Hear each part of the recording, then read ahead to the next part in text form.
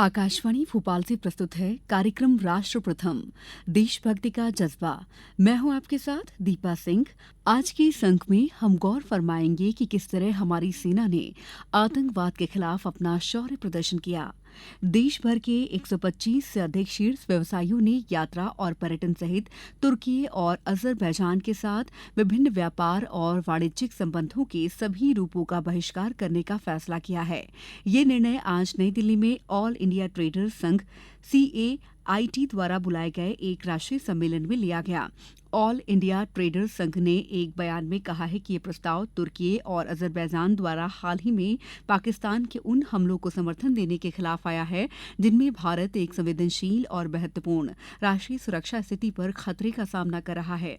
All India traders संघ के अनुसार भारतीय व्यापारिक समुदाय इसे एक विश्वासघात के रूप में देखता है। ऑल इंडिया ट्रेडर्स संघ के महासचिव और सांसद प्रवीण खंडेलवाल ने कहा, भारत के सारे व्यापारी पूरे अन्य नागरिकों की तरह प्रधानमंत्री श्री नरेंद्र मोदी जी के साथ है और कोई भी देश जो भारत के खिलाफ खड़ा होगा, भारत के व्यापारी कभी भी उसका साथ नहीं देंगे और उसके साथ कोई कारोबार नहीं करेंगे। रक्षा मंत्री राजनाथ सिंह ने ऑपरेशन सिंदूर में भारतीय वायुसेना की त्वरित और निर्णायक कार्रवाई की सराहना करते हुए कहा है कि इसने देश विदेश में सभी भारतीयों को गौरवान्वित किया है। गुजरात के भुज में वायुसेना अड्डे पर सैनिकों को संबोधित करते हुए रक्षा मंत्री ने कहा कि इस ऑपरेशन ने आतंकवाद के खिलाफ एक कड़ा संदेश दिया है और भारत की सैन्य शक्ति तथा तैयारियों को दर्शाया है। ऑपरेशन सिंदूर में भारतीय वायुसेना ने जो प्रभावी भूमिका निभाई है, उसकी सराहना इस देश में ही नहीं बल्कि दुनिया के दूसरे देशों में भी हो रही है। आपके इस ऑपरेशन में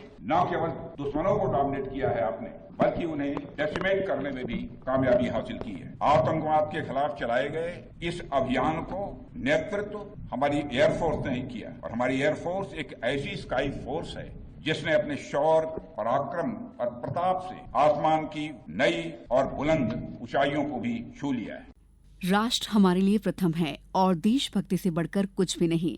हाल ही में ऑपरेशन सिंदूर की सफलता ने इस बात को साबित भी कर दिया है। अब आकाशवाणी भोपाल आपको मौका दे रहा है अपनी देशभक्ति की भावनाओं को जाहिर करने का।